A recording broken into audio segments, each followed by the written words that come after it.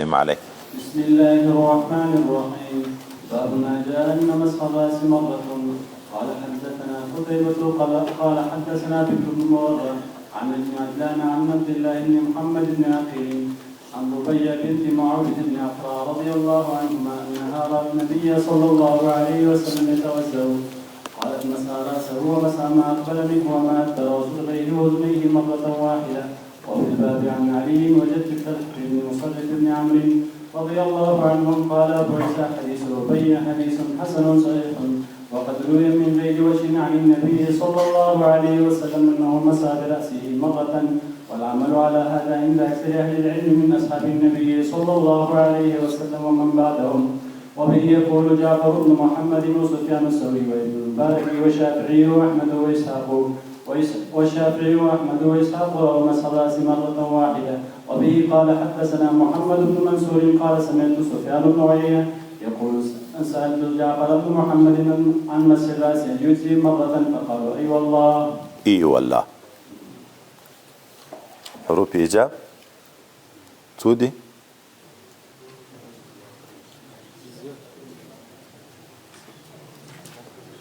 ما خو ویر دی تاسو خو ورنږدې هغه وخت پاتې شوی زه خو لږ تر تېر شوی یم. نعم بالا اجل جایري یم خو حروف ایجاب نه ده که نه او ولا به هر تقدیر. مسح د سر پرون چې کیفیات ذکر شوه نو هغه کیفیاتو کې یو تعبیر په یو باب کې داسې راغی دغه حضرت ربیع روایت و چې نبی علیه السلام مسح برأسه مرتين. بیا د تشریح په ابتدا او په انتها وکړه چې د مؤخر د سر نه شروع را وکړه مقدم ته، د مقدم نه بیرته بوتله مؤخر ته. پرون موږ ویلې چې په دغه کې مطلب تکرار د مسح نه ده، استیعاب ده. نو مرتين ټکی خو راغی. اوس په دغه پورې دا مسله بنا کوي چې په مسح کې تکرار شته که نه.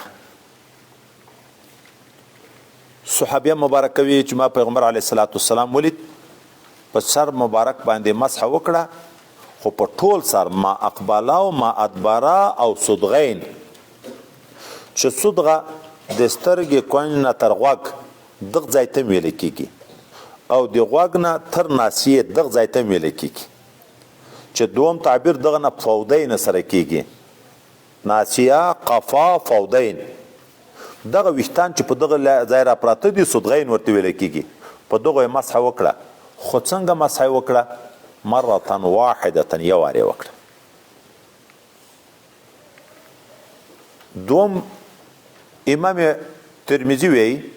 دا یو وارې مسح د پیغمبر علیه السلام نه نقل ده من غیر وجهین. من غیر وجهین څه معنی؟ په یوه طریقه نه، په دوه نه، په درې نه، په ډیرو طریقو دا را نقل ده چې مسح حضرت پیغمبر صلی الله علیه وسلم په سر مبارک باندې یو وارې کړې ده. او د امام ترمذي رحمه الله وی چې عمل په دغه باندې د اکثر اهل علم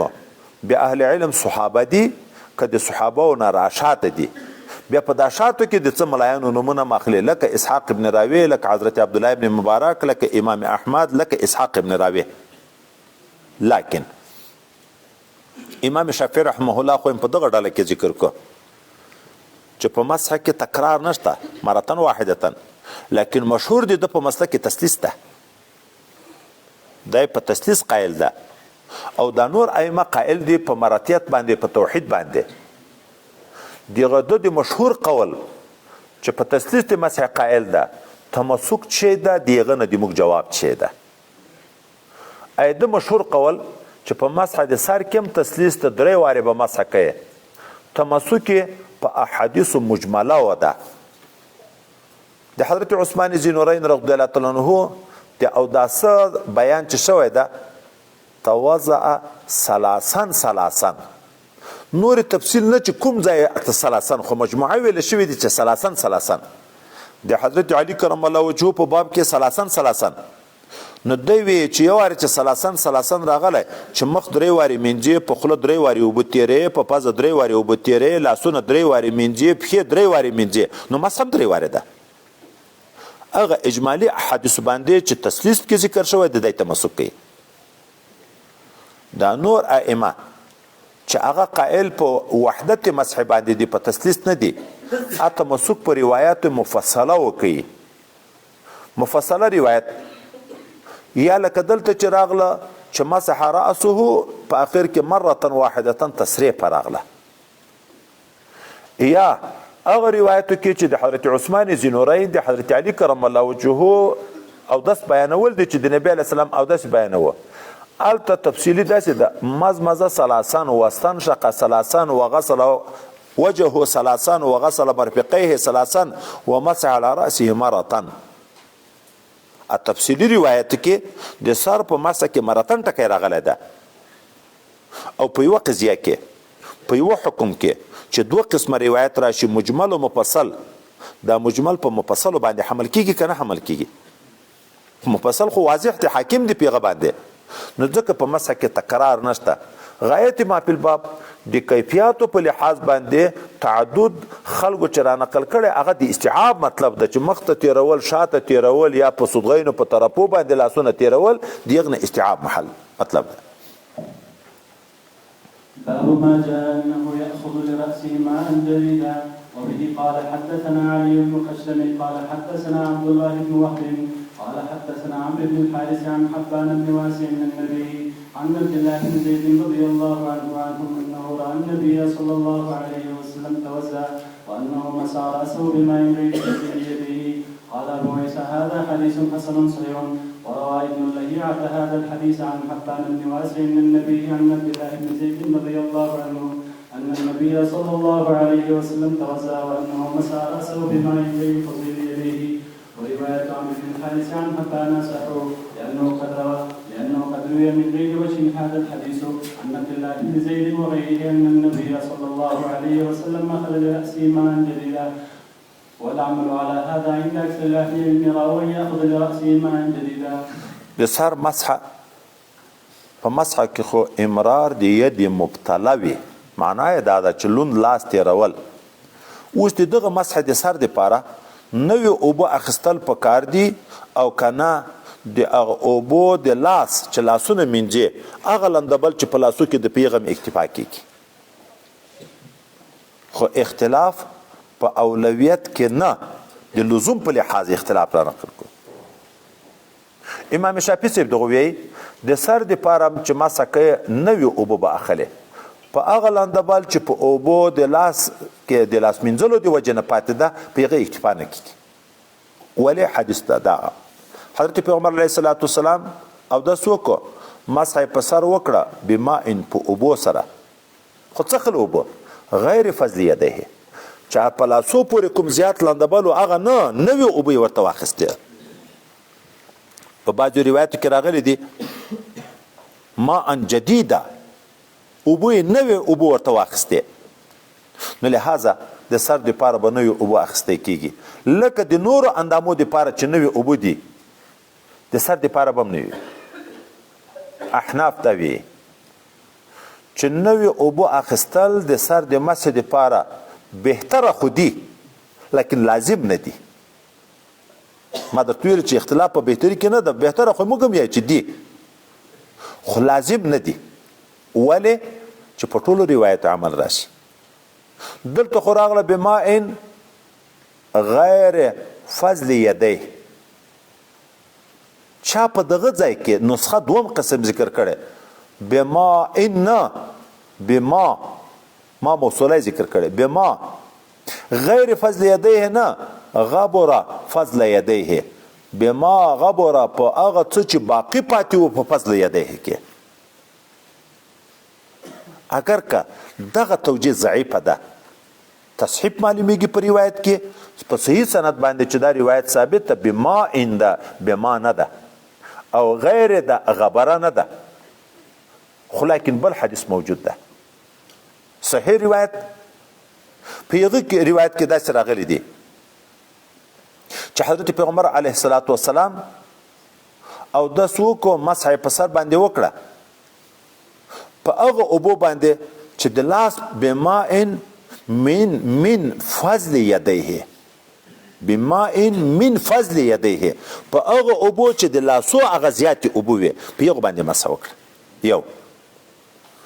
دوم روایت راغلی ده د حضرت علي د حضرت ابن مسعود د ډېرو صحابهو نه نقل ده سړي مسحه وکړه اودس وکړه په اوداسه کې د سر مسحه ویره شوه اوس را روان شو د اوداسو د ځای نه را روان شو ور په یاد شو چې سر مسحه خو پاتې شوه اوس نو هلته داسې دي که په ګیره کې اوبه وې په دغو یې لاس لوند کو په سر یې مسحه وکړه بس صحیح دا نوې اوبه دي خو هغه ده په ګیرې په اوبو ما اوداسې وکړو په اوداسه کې د سر مسحه ویره شوه وروسته ور په یاد شوه خو هلته په ګیره پورې لندبل شته هغه اوبو باندې لاس وویه او سر باندې مسح وکړه مسح کافي ده نو دغه حدیث صحیح ده دا د اولویت مقام ده بهتره دا ده چې نوې اوبه واخلې خو که نوې وانخلې هم کفایت کیږي او یا دا هغه صورت کې ده چې اوبه په لاس پورې وي نه لاس پرې مینځه کله په مابین کې مجلس وي کله تیزه هوا وي د هغې وجې نه په دا لاسو اوبه وچې شي بیا خو امرار د ید مبتلا نه راځي بیا به نوې اوبه اخلي نو یا د هغه صورت کې چې لندبل نه وي پاتې یا د اولا مقام ده چې اولا دا ده چې نوې اوبه واخیستل شي لیکن د کفایت په لحاظ باندې دغه حدیث مبارک په رڼا کې چې د ګیرې په اوبو باندې لاس لوند کې او په سر باندې تیر کې مسح صحیح کیږي نو معلومیږي چې نوې اوبه اخیستل دا ضروري نه دي باب مسح الاذنين ظاهرهما وباطنهما وبه قال حدثنا هناد قال حدثنا ابن ادريس عن ابن عجلان عن زيد بن اسلم عن عطاء بن يسار عن ابن عباس رضي الله عنهما ان النبي صلى الله عليه وسلم مسح براسه واذنيه ظاهرهما وباطنهما وفي الباب عن ربيع رضي الله عنها قال ابو عيسى حديث ابن عباس رضي الله عنهما حديث حسن صحيح والعمل على هذا عند اكثر اهل العلم يرون مسح الاذنين ظهورهما وبطونهما د غوږو د مسح په متعلق کې بلکې د حکم په متعلق کې اختلاف خوشته د علماو بعضې وایي چې د غوږ دوې وظیفې دي د مخ د مینځلو په وخت کې به غوږ مینځې ظاهر و باطن دواړه او د سر د مسح په وخت کې به بیا مسح پکوي په ظاهر و باطن دواړه نو دوه وظیفې دي ام مینځل ام مسح کول خو مینځل د مخ سره مسح کول د سر سره څوک وایي چې د مسح د غوږو دوه وظیفې دي خو مکمل نه طرفونه دي مخ چې مینځي د مخ د مینځلو سره دا باطن د غوږو پرې مینځه دغه لوری چې دا مخ لوري ته ده دغه یې پرې مینځه چې بیا په سر مسح کوې په ظاهر هغه شا لوري باندې مسح ورسره وکړه هغه اول وار کې خو دواړه بتمامه عملونه دواړه شو چې ام به ټول غوږ مینځي ام به په ټول غوږ مسح کوې په دغه کې بیا دا ده چې نه د غوږ تقسیم شو مخ لوری د مخ سره مینځل او د شا لوری د سر سره مسح کول دریم قول دا ده چې نه د سر وظیفه چې مسح ده د غوږو وظیفه مسح ده غسل نشته نه د ظاهر نه د باطن دغه حدیث دلیل ده ځکه اکثر علما په دغه باندې دي د ائمه اربعه چې هغه په وظیفه د غوږو مسح ده خو کیفیت چې ذکر کیږي په کیفیت کې یو اختلاف چا کړی څوک دغه کنکۍ ګوته دا خچ نه ګوته چې موږ ورته خنسره دا به د غوږ مابین هغه سروي تپسینه نه باسي او برسیره لوري ته به دغه ګوته راتاو کی ځکه دا ګوته نری ده غوږ کې دننه ننوځي تر ډیره حده پورې به ذاتي د لندبل ورسیږي لیکن مختار قول دا ده چې نه چې رانقل شوي چې دی د مسح څومره کیفیت د صحابو نه د نبی کریم صلی الله علیه وسلم سبابه په دغه ګوته د ګوتې مابین غوږ مابین طرف او په دغه ګوته باندې د غوږ ظاهر طرف نو وظیفه د غوږو مسح ده او د دواړو طرفو ده او کیفیت دا ده چې په دغه دوه ګوتو باندې دغه د باطن طرف او په دغه باندې د ظاهر طرف مسح به په هغه باندې کیږي باب ما جاء ان الاذنين من الراس وبه قال حدثنا قتيبة قال حدثنا حماد بن زيد عن سنان بن ربيعة عن شهر بن حشب عن النبي أمامة رضي الله عنهما قال توزع النبي صلى الله عليه وسلم فغسل وجهه ثلاثا ويديه ثلاثا ومسح برأسه وقال الأذنان من الراس قال أبو عيسى قال قتيبة قال حماد لا أدري هذا من قول النبي صلى الله عليه وسلم أو من قول أبي أمامة وفي الباب عن أنس رضي الله عنه قال أبو عيسى هذا حديث ليس إسناده بذلك القائم والعمل على هذا عند أكثر أهل العلم من أصحاب النبي صلى الله عليه وسلم ومن بعدهم أن الأذنين من الرأس. وبه يقول سفيان الثوري وابن المبارك وأحمد وإسحاق. وقال بعض أهل العلم ما أقبل من الأذنين فمن الوجه وما أكبر فمن الرأس. قال إسحاق واختار أن يمسح مقدمهما من وجههما ومؤخرهما مع الرأس. الاذنان من الرأس. حضرت ابي امامه وی چې پیغمبر علی السلام او د سوکو مخ مبارک درې واره پریمنځو لاسونه درې واره پریمنځل په سره مسح وکړه او بیا یې ویل الاذنان من الرأس.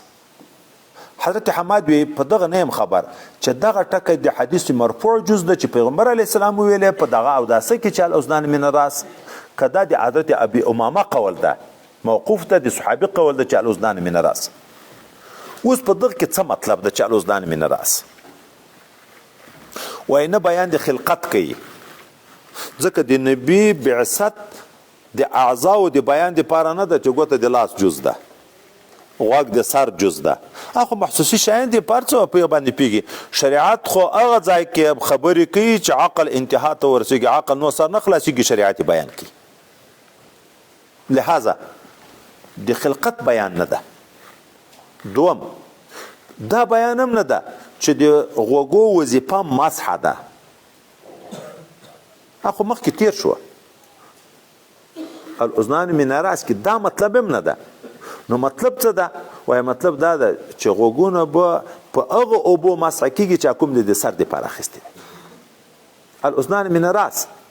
پرون موږ تاسې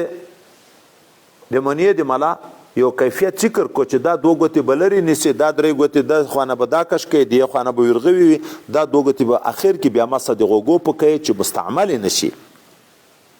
دیغ ځای دفاع ده. الاذنان من الرأس په یو اندام کې دننه استعمال نه راځي چې تر څو پورې انفصال نه راغلی نو هغه اوبو چې د سر دپاره د اخیستې دي هغه دغه دپاره د غوږو دپاره هم کفایت کوي. او که په سر د لاسونه شاته تیر کړه بیرته د مخ ته راوسته لندبل وچ شو بیا یې د ضرورت لپاره دغه ګوتې لندوی شي چې په غوږو باندې مسح کړي. که لندبل و نو نوې تجدید نشته چې د غوږو دپاره بیرته بیا دا ګوتې لندوی. الاذنان من الرأس مطلب یې دا ده وایي. دلته ضمناً یو بله خبر دا چې موږ تاسې کورو کې دا ډېرې پیښېږي دا ضروري مسایل خپل وخت کې به ذکر کوو خو خیر ما ممرکات کې هم ذکر کړي کتاب کې هم لیکلي ښځې که په لمانځه کې مخ لوت شي خو پروا نه لري لاس دې دغه بند نه لاندې لوت شي پروا نه لري پښه دې بیډۍ نه لاندې لوت شي پروا نه لري خو که د غوږ څلورمه حصه لوڅه شوه هم لمونځ یې نه صحیح کېږي د غړۍ څلورمه حصه لوڅه شوه لمونځ یې نه صحیح کېږي د ویښتانو څلورمه حصه لوڅه شوه لمونځ یې نه صحیح کېږي. داسې نری ټیکری و چې د لرې نه غوږونه او ویښتان غړیب کې لیدی کېده دا جالی جالی چې وي لمونځ یې نه صحیح کېږي. ولې د سر پټول په ښځه فرض دي که نه؟ الاذنان من الرأس غوږونه خو هم د سر اجزا دي د دغه پټېدل هم فرض دي فرض چې پاتې شو لمونځ نه صحیح کېږي. او دغه بیا ربع ته کله حکم د کل ورکول کېږي په ربع د سر مسح وکړي په حکم د کل سر کې شوه که نه شوه نو چې ربع لوڅه شوي نو لمونځ هم نه صحیح کېږي سطر پاتې شو. که د غاړۍ پټول دي هم فرض دي که د ویښتانو پټول دي هم فرض دي او که د غوږو پټول دي هم فرض دي خو مسح د غوږو خو شته کیفیت هم راغی حکم هم ذکر شو چې د هغو اوبو باندې چې کوم د چا دپاره اخیستل شوي دي د سر دپاره خو مسح العنق دا د غړۍ مسح دا څرنګه ده دغه ذکر خو دلته اوس نه ده راغلی خو لیکن یو روایت کې راځي څوک چې د غړۍ مسح وکړي الله به د ده غړۍ د اغلالو د جهنم نه ساتي. دا جهنم کې چې غاړې ته توق ورلویږي او د اوسپنې او جهنمیانو ته جهنم ته په کش کړي دغه نه به الله حفاظت وکړي. نو مسح خو شته د غاړۍ هم خو په کومو اوبو داسې نه دي ویل شوي دي چې العنق من الرأس لکه الاذنان من الرأس په دغه کې خو د غوږو دپاره هغه اوبو کافي دي چې د سر دپاره دي اخیستي. غړۍ په باب کې خو دا نه دي راغلي خو د غړۍ په باب کې دا هم نه دي راغلي چې نوې اوبه یې ورته اخیستي. نو عنق من الرأس ذکر شوی نه دا راغلی دي چې د عنق دپاره نوې اوبه اخیستې دي. نو لحاظه علما وایي مسح که کېږي د سر خو په باطن د کپۍ نه کېږي، د غوږو هم په باطن د ګوتو کېږي.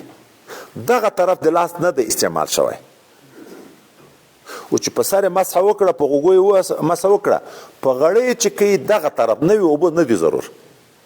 خو چې وي لندبل پورې وي، ګوتې لندې وي، دغه طرف دا ظاهر دی هغه دی په عنق کې دی. خو ګورئ دلته چې موږ تاسې اودس باید زده کړو، مسحه چې مستحب ده د عنق د حلقوم نه، دغه حلقوم یې د مرۍ دا د غوږ را لاندې دغه سیمې ته عنق ویلی کېږي. بعضې وایي چې نفس لاس داسې کېږده بس کفایت کوي،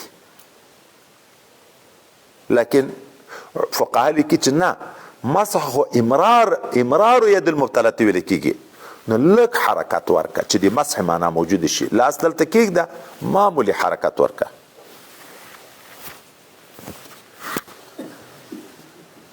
لکه وایي چې علالیه د دغه مځکې نه لاس کېږدي داسې په ستونې راوړي، دا موږ تاسو را روان دي، دا اسراف کې را روان دي. په هغه ځای کې دغه مثال ورکوي، اندامونه ډیرول چې په شریعت کې حکم نه وي، ته په اوداسه کې هغه ځایونه مینځي، خو دا هم په تبذیر کې راځي. لکه مثال دغه ورکوي، وایي د حلقوم د دغه خو ذکر په شریعت کې چیرې نشته. ته چې مسح د یو ځای نه راکوې، په حلقوم یې وکړې، خو زیادت یې وکړه. داسې عضو دې نوې په اوداسه کې پیدا کړه چې په شریعت کې د هغه نشته. نو مسح که راغلی ده د عنق راغلی ده، په هغه حدیث په تقاضا چې څوک غاړه مسح کوي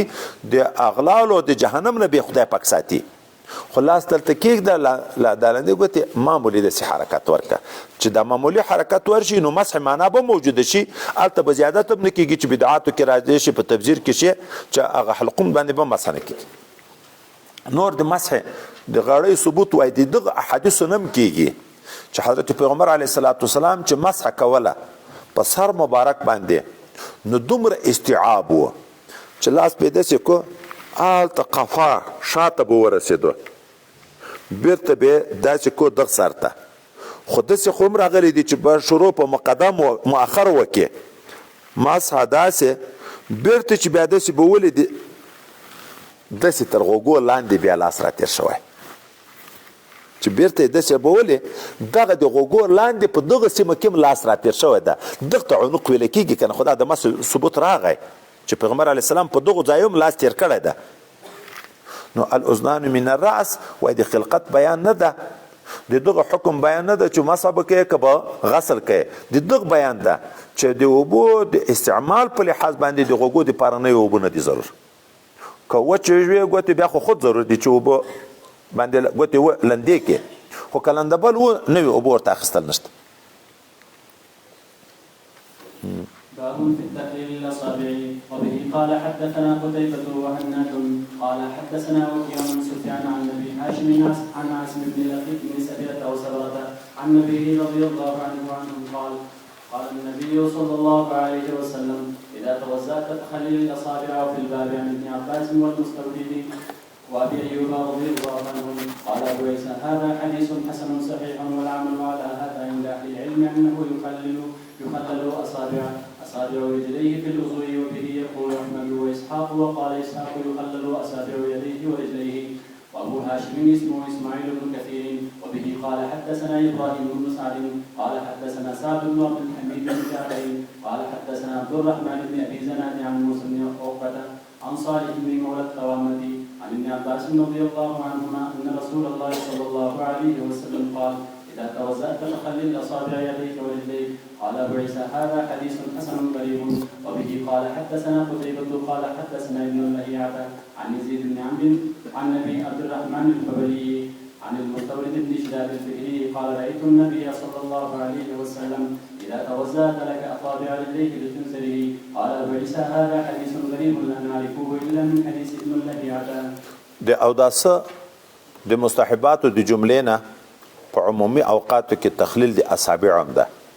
حضرت پیغمبر صلی الله علیه وسلم شاګرد ته ویي چې اوداس ته کو د ګوتو خلال کا، د چا د ګوتو د پښو د لاسو ذکر نور نشته پکې. دا بل روایت کې حضرت ابن عباس رضی الله عنهما فرمایي چې رسول الله صلی الله علیه وسلم ویلې چې کله دې اودس کو فخلل اصابع یدیک ورجلیک د لاسو د ګوتو خلالم کا او د پښو د ګوتو خلالم کا. دا دریم روایت کې صحابي وی ما پیغمبر علی السلام ولید چې اودس به کوو نو ګوتې د پښو به مخلې په خنسره ګوته به مخلې د لاسو د ګوتو تخلیل د پښو د ګوتو تخلیل دا مستون عمل ده په عام اوقاتو کې کله کله واجب ګرځي.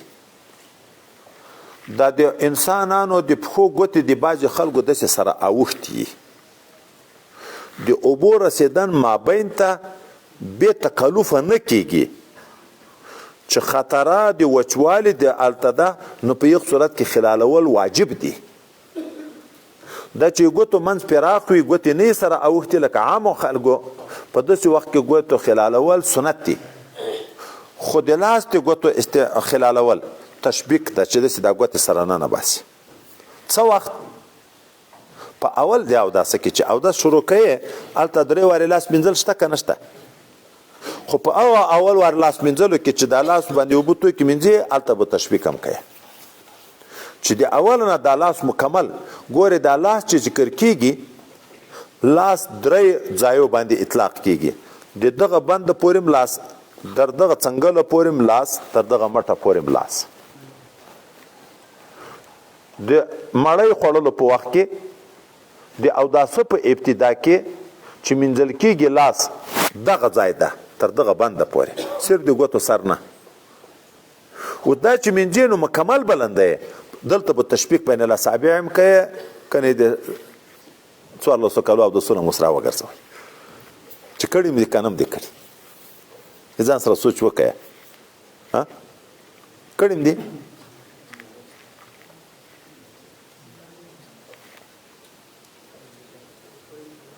نه دي کړي الا ماشاء الله یو نوم که چیرې اورېدلي یا خو ځان ته خبره ده دا یې دغه دپاره زه ذکر کوم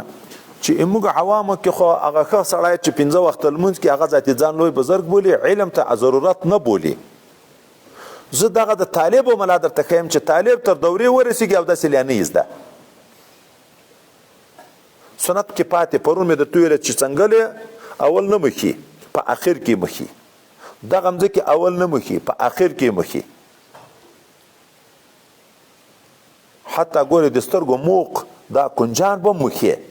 چې په دغه ځای کې هغه چوخرې شیان بند وي هغه ځای وچ پاتې نه شي. خلالول دغه تشبیک په اول دی اوداسه کې دام پاتې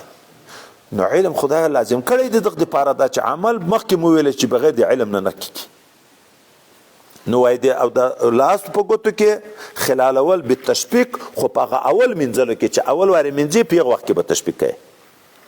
او د پښو په منځلو کې خلالول د دغه یو خو د خلال ګوته ده په کومه ګوته به خلال کوي د چپ لاس په ګوته د چپ لاس په دغه ګوته یو